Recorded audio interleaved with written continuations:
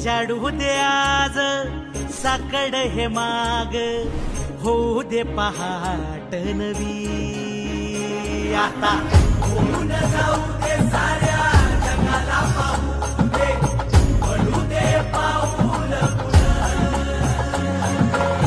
जरी काट पाया खाली लाकड्याला येऊ दे, पडू दे पाऊल.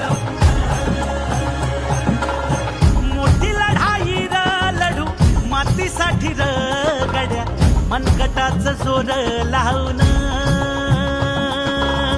दाटला जरी अंधार एकजूट होऊ आज, दिवा देऊ तेज धावलं.